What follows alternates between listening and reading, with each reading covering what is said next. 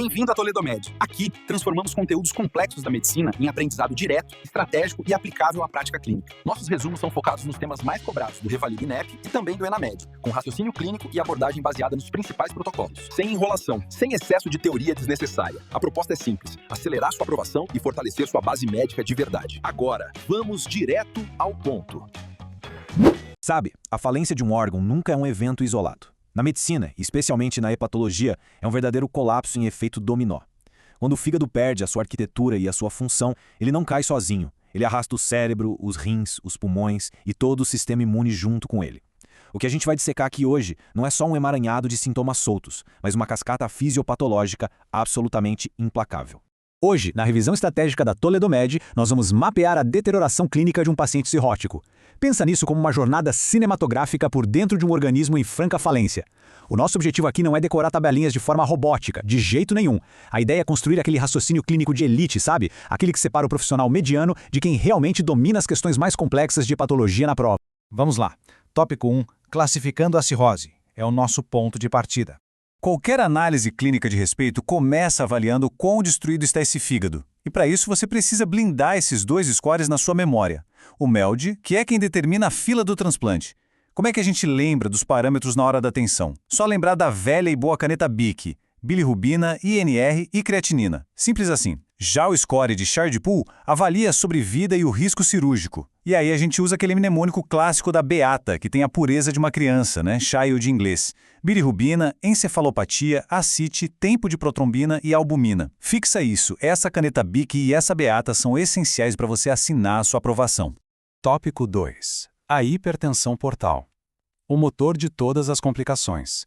Quando a arquitetura do fígado fica fibrótica, o sangue tenta passar pela veia porta e bate de frente com uma parede. A resistência sobe e o leito esplâncnico sofre uma vasodilatação absurda para compensar. Nasce aqui a famosa hipertensão portal. O sangue acha caminhos alternativos e forma as varizes. E olha, aqui mora uma armadilha clássica, aquele detalhe que derruba muita gente desatenta. Quando a gente fala de evitar que o paciente sangre pela primeira vez a profilaxia primária, a gente usa beta-bloqueador não seletivo ou a ligadura elástica. É uma escolha. Agora, se o paciente já sangrou, meu amigo, o jogo muda completamente. Na profilaxia secundária, a regra é beta-bloqueador e ligadura elástica. Você não pode perder uma questão de bobeira por causa de uma conjunção, certo? Tópico 3. Encefalopatia hepática. A falha cerebral. Com sangue sendo desviado do fígado por esses shunts colaterais, toxinas como a amônia caem direto na circulação sistêmica e vão parar lá no cérebro. O paciente chega confuso, invertendo o ciclo sono-vigília. E qual é a nossa conduta?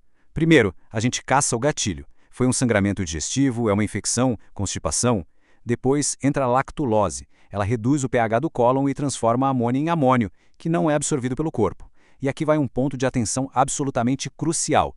A restrição de proteínas é uma prática arcaica. Por favor, não faça isso. O cirrótico já é um paciente desnutrido crônico. Se você tirar a proteína dele, você está basicamente assinando a sentença de caquexia do paciente. Aí você vai para o exame físico, pede para o paciente estender os braços e as mãos. E lá está ele, o Asterix, o famoso flapping. É o achado mais clássico, lindo de ver no plantão, todo mundo marca na prova. Mas cuidado, se a questão afirmar que o flapping é patognomônico de encefalopatia hepática, a afirmativa é falsa. Pacientes com uremia grave ou retenção de CO2 também apresentam esse mesmo achado. Tem que ter malícia clínica na hora de ler a alternativa. Tópico 4. Ascite e gaza. A hora de decifrar o abdômen.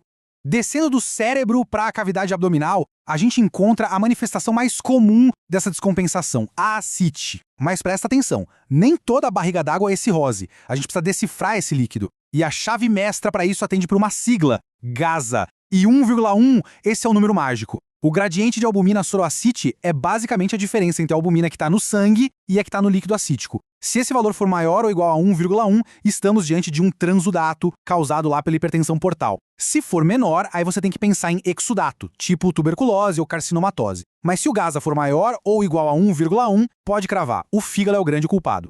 Tópico 5. Peritonite bacteriana espontânea. A ameaça invisível. Pensa bem, com o abdômen cheio de líquido e o intestino com a permeabilidade toda alterada, a gente tem o cenário perfeito para a translocação bacteriana. É aí que surge a PBE, a peritonite bacteriana espontânea. E aqui vai um desafio clássico de visita médica de enfermaria. O paciente é puncionado, o líquido está suspeito e vai para o laboratório. A pergunta de $1 milhão é: você cruza os braços e espera o resultado da cultura para prescrever o antibiótico? Absolutamente não. O diagnóstico na prática não espera a cultura. O número de corte que você tem que procurar é 250 poliomorfonucleares. E prestando muita atenção, estamos falando de neutrófilos, não de leucócitos totais, ok? Se a contagem de neutrófilos no líquido acítico for maior ou igual a 250, o tratamento tem que começar na hora. É muito comum a prova te dar só o percentual de neutrófilos e os leucócitos totais, então estar pronto para fazer aquela regrinha de 3 básica é essencial. O algoritmo aqui é cirúrgico.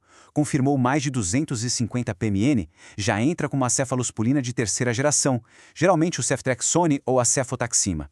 Mas olha só, o tratamento não termina no antibiótico. É estritamente necessário administrar albumina endovenosa no primeiro e no terceiro dia. E por que a gente faz isso? Porque a PBE é um gatilho brutal para inflamação e choque circulatório que vai simplesmente aniquilar o rim do paciente. A albumina é a sua blindagem contra a nossa próxima complicação. Tópico 6. Síndromes renais e pulmonares. Chegamos no colapso sistêmico. É aqui que a gente chega no fundo do poço fisiológico. O fígado está completamente exausto e agora ele arrasta os rins e os pulmões para o buraco. Na síndrome hepatorrenal, a vasodilatação esplâncnica é tão absurda, tão extrema, que o sangue fica todo empoçado lá no abdômen. E o rim percebe isso como um choque hipovolêmico. Aí ele faz o quê? Ele fecha as arteríolas aferentes para se defender. Sabe qual é a melhor e mais sarcástica definição de plantonista para você nunca mais esquecer a SHR? É uma insuficiência renal aguda pré-renal que não melhora com volume. O rim tá ali, estruturalmente intacto, mas está morrendo de sede. E como você domina isso numa vinheta clínica? Por exclusão pura e metódica. A creatinina subiu, o primeiro passo é suspender diuréticos e drogas nefrotóxicas. O segundo passo é expandir o volume com albumina por 48 horas. Se o rim voltar a funcionar, ufa, era só desidratação. Mas, se não melhorar, aí o diagnóstico de SHR está fechado. Qual é a conduta? A gente tem que apertar os vasos esplâncnicos com telepressina e manter a expansão com albumina. É lógica hemodinâmica pura. E os pulmões nessa história toda? Eles sofrem com a síndrome hepatopulmonar. Assim como o abdômen vasodilatou, os capilares lá das bases pulmonares também dilatam absurdamente por causa do excesso de óxido nítrico.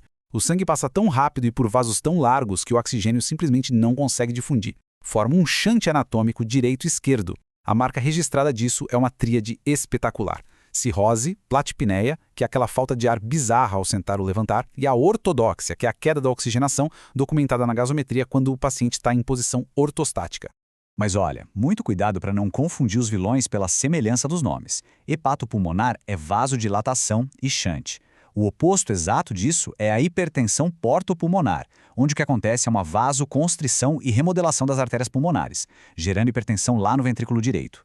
São nomes muito parecidos para fisiopatologias que são diametralmente opostas. O examinador ama colocar isso para testar se o seu conceito está realmente consolidado. Chegamos ao limite. O cérebro falha na encefalopatia, o abdômen inunda na ascite e infecta na PBE, os rins param na hepatorrenal e os pulmões colapsam. Diante de absolutamente toda essa falência encadeada, qual é a única saída real? Qual é a cartada final da medicina para tirar esse paciente do abismo? O transplante hepático.